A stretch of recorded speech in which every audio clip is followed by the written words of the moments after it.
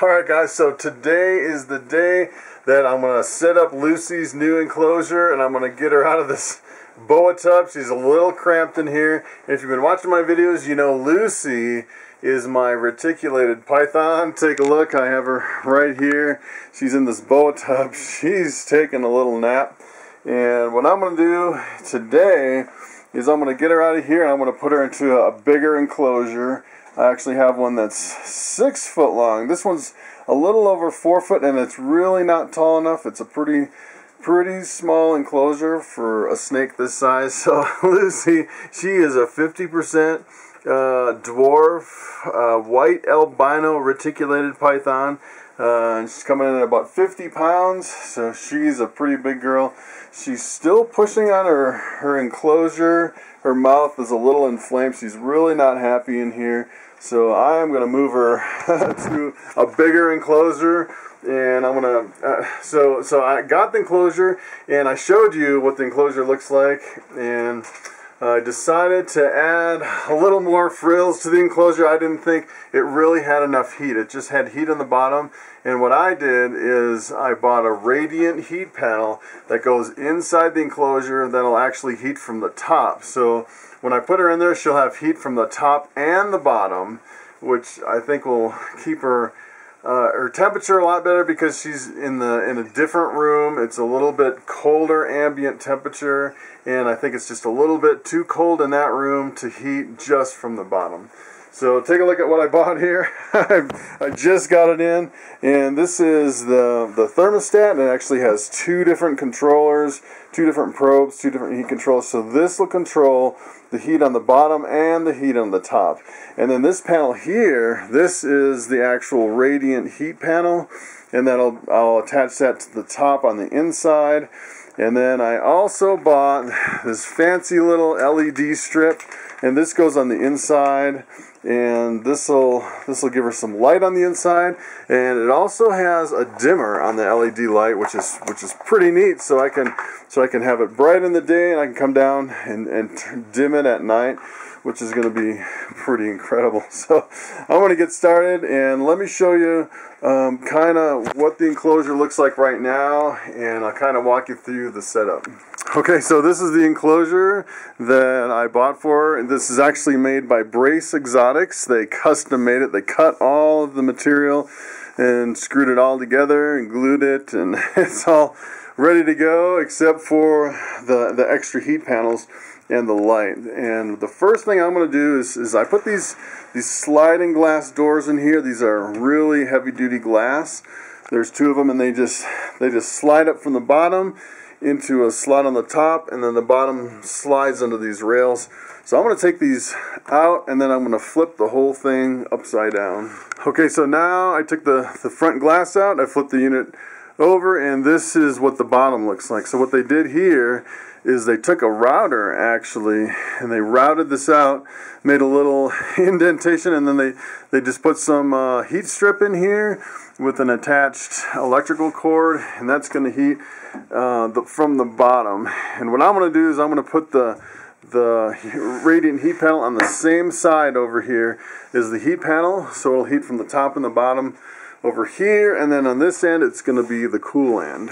So here I'm just trying to get an alignment, so this will actually go on the inside, but so this will actually overlap with this heat. So if the snake's over here, it'll heat from the top and the bottom. If she's right in the middle, it'll just heat from the top, and then if she's sitting way over on this end, she won't have any heat at all. So she can control her heat pretty good from the top and the bottom heat.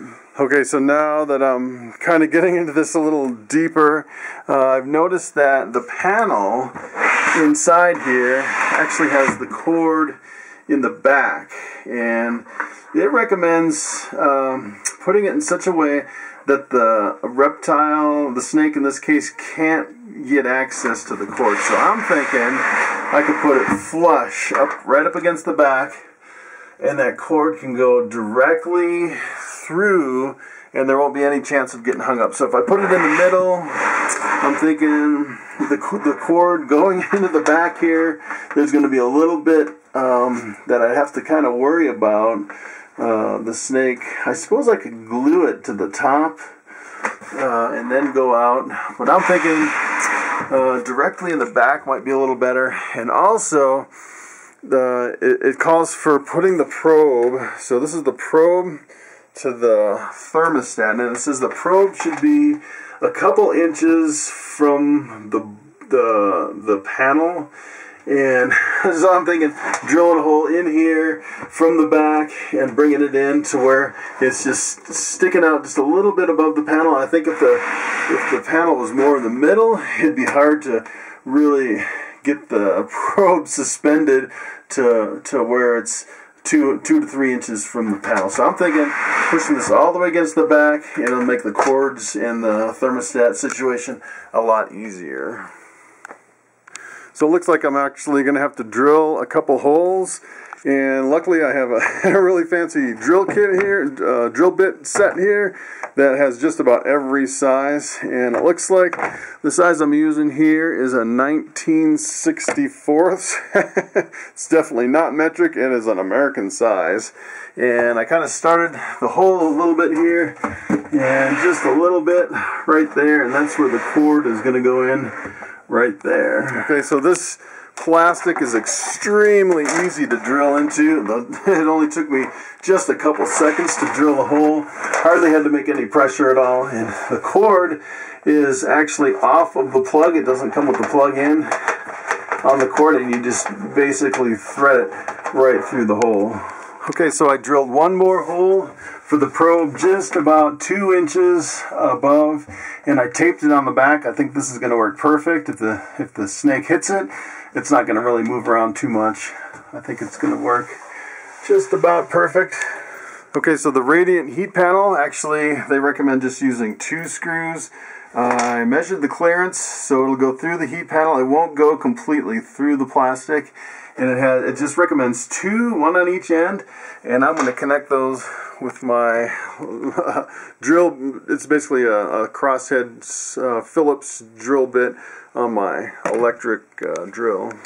Okay, so this radiant heat panel comes with an interesting setup to attach the cord. I've never actually seen anything like it. It has this little metal tab that you move and you slide it open, and it looks like it goes right through here, and it basically taps right into the cord, so you don't even have to splice it. Hopefully this will work okay, and it should actually work. Hopefully that works and that's secure, and that's it. That's one of the most interesting cords I've ever seen. I might actually buy some of these for my own use. Okay, so for my second heat probe that I'm running to my thermostat, what I did is I actually ran it through this bracket. I loosened the bracket, put it in there, and I separated these wires, pulled them apart a little bit for the electric for the heat panel here, and then I ran the probe wire through. It's beveled in there a little bit. They cut away a little bit so it all fits in there nice with the 3, and then I just taped it right here. I'd rather have the probe underneath on the outside versus on the inside. So one more thing before I flip it over is the light. So I have this little LED light strip in here, and it's not big enough to cover the whole distance. So what I'm thinking, if I put it in the middle, it has pretty good light in the middle, but the problem is I'll have a lot of cord here at the end. So I'm thinking moving it all the way to the end to get that cord through so the snake doesn't get caught up in the cord, and it covers this part pretty good. I guess this would be the darker, cooler side. If the snake wants to come over, kind of get out of the heat and out of the light, they could come over here. I'm not quite sure. It's a little kind of a trade-off. The light's a little unbalanced, but I think it's a little safer with the cord right up against the wall, because I won't have any cords kind of hanging out in the middle. The other option is to at some point go with a second light and kind of overlap and have, you know, another light coming out of this side where they kind of overlap a little bit in the middle. But I think for now, I'm just going to move it all the way to the one side. So this light has a slightly different connection. It's a little bit bigger, and I found the smallest drill bit I can use for it. is actually a 31/64. The metrics would be a lot easier, I think. Okay, so I drilled the hole in here, and then I started thinking the brackets for the light are just little clamps. Basically, you just screw them in and it just snaps right onto the light. So I was thinking I could put a snap here on the light, put another one maybe over here, kind of towards the middle, and then I could slide the light back and forth. And at one point, if I wanted to put it in the middle and then maybe silicone the cord down to the corner here, I could move it back in the middle and those clamps would be positioned where I could just slide it back and forth. Okay, now that I have the radiant heat panel, the probes for the thermostat, and the light and all the electrical hooked up, I'm going to flip this thing over. Okay, so I flipped it over and I turned the lights on, and this is kind of what it looks like on the inside of the heat panel over here. And I'm not quite too sure about this probe just kind of hanging out under the heat panel. If the snake kind of knocks the probe down, is it going to make a difference? If it's kind of along the wall, I'm not sure. So I might have to think about something to support that heat probe for the radiant heat panel. It kind of have a dark side and a light side, and I have a dimmer on here that I can dim the light if I want to, dim it down a little bit. So maybe at night I'll come down here and dim it down, and then when I come down in the morning I'll turn it up. That's a pretty neat feature. Okay, so I have some shavings in here from when I was drilling, so I'm going to go through here and vacuum it, and then I'm going to prepare some coconut husk substrate and put it down on the bottom.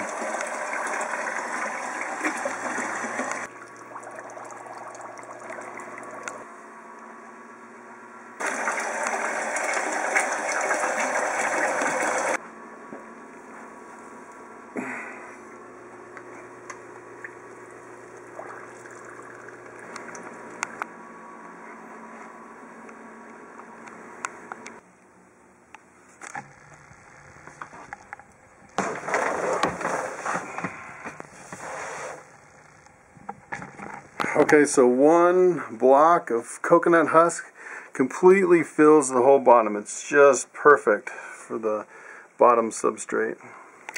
Okay, now I'm going to attach the lock. So this actually locks the glass and it secures it from the snake opening it, and it also secures it from this actually goes on the glass so someone actually can't pop out the glass to get into it, so the snake can't get out and you can't get into it. It's kind of a security feature, and it kind of lips right on the edge here, so what you really have to do is you have to push it so it kind of stops right on the edge. The thing I don't like about it is this glass actually slides back and forth with this between the glass. To me it seems like it might scratch the glass, so I'm going to put it down a little bit lower, as low as I can, so hopefully if it scratches it keeps it down low, it doesn't obstruct your view. Hopefully it won't scratch the glass. So here's what the final lock looks like. You slide one all the way over, the other one all the way over, and then you slide this right on here, and whatever you do, don't lose the key. So this locks in position, so you can't open it, the snake can't open it, and nobody can get into it. Okay, so here is the electrical connections. So this actually has zone 1 and zone 2, two electrical plugins here, and zone 1 and zone 2 for the two probes that go in. So in this case, zone 1 is it's coming over here to the top panel. So zone 1 is the top. I actually tried to move it over to this side, but you can only plug this one way, and then this plug won't plug in because of the polarized plug on this. So I changed this to zone 1. It doesn't really matter what zone it is. So the top is zone 1, and then the probe from the top plugs into number 1, and then zone 2 comes from the bottom heater up into zone 2, and then the probe from zone 2 goes into number 2 over here. So I also set the controller to 88 degrees. It shows both probes. One is at 67, that's the top probe. 2 is at 76, the bottom probe. and you can definitely tell it's in the 60s in here. Definitely not warm enough for a retic. So hopefully between the top and the bottom heat, we should hit 88 degrees in here. So one last thing I did is I took zip ties and kind of tidied up all the cords. And I know you're not supposed to do this, but I ran the cord under a little carpet.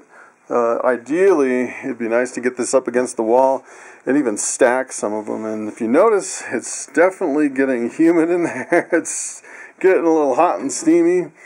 And I think it's about time to put the snake in. Pretty sure I have everything together. Got the heat and the light and the electric. And the only thing left is the snake and the bowl of water, really. Alright, let's see what kind of mood Lucy is in here. She looks like she's ready to come out. And I don't know if I can do this holding the camera, but I'll get her in and then I'll take a little video after I get her in that enclosure. Okay, so here's the final enclosure for Lucy. She definitely has enough humidity. It's nice and toasty warm. About 88 degrees. Heat from the top, heat from the bottom. And she's doing fantastic. That is her Christmas present. So thanks for coming along. Thanks for watching. And I will see you next time.